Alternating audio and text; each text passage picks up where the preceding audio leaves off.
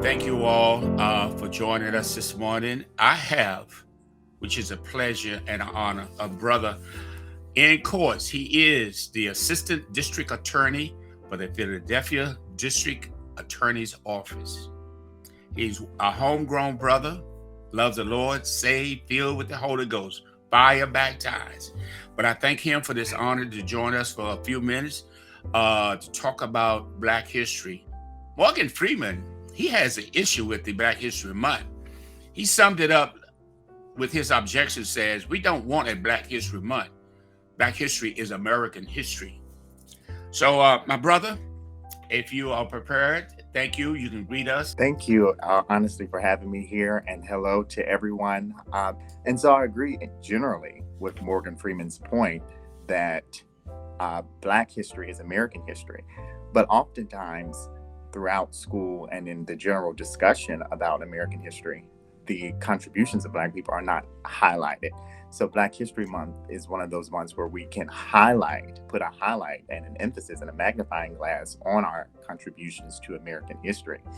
And you alluded to and touched on my journal article, Justice in Black, the fight of Judge William Hastie and Justice Thurgood Marshall in establishing an equalitarian legal order. What is your viewpoint on this critical race theory that is being pushed throughout the nation? Yeah, I think this question is a very hot button issue, but what I will say is we can't move forward in healing if we don't address some of the scars that were inflicted in the past and some of the infection from those scars that still impact the American body today.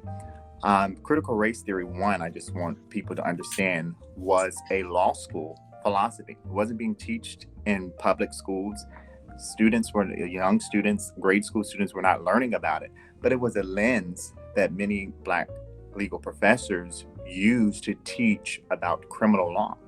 America is one of the most incarcerated states. African Americans are one of the most incarcerated populations within America. This is a racial issue as well as an economic issue. And so critical race theory took the law as applied and, distilled it through a lens of race. Yes. Okay. Lastly, what are your viewpoints, if you have any, on President Biden's promise of selecting and appointing a Black lady for the Supreme Court? I think there's about 3 that's in the forefront. You have any choices? You have any viewpoint on that? So first off, serving on the Supreme Court is a tremendous honor for whoever will be appointed, and that person will be highly qualified, whoever it is. The women who have been put forward in the media, all of them are phenomenal. I do want to highlight one particular one because I have a personal connection with Justice Anita Earls, and she relates to North Carolina. She is on the North Carolina Supreme Court, and she is potentially one of the people in consideration. I interned for her the fall of 2019. Thank you, my brother in courts. Now, if you want to give your church, Jerusalem United Holy Church, a shout out, you may do so now.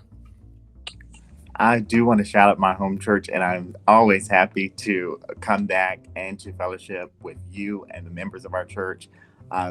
Bishop-elect Mary Jackson, who's soon to be Bishop Mary Jackson, was one of the people who influenced me to continue to go down a path of civil advocacy, civil rights, and criminal justice reform. Many people don't know that about her, but she comes from a background of social justice and civic advocacy, and she really believes in civil rights. So I wanted to lift up Bishop-elect Mary Jackson and my church family, and even my own immediate family who is at the church. Love you all.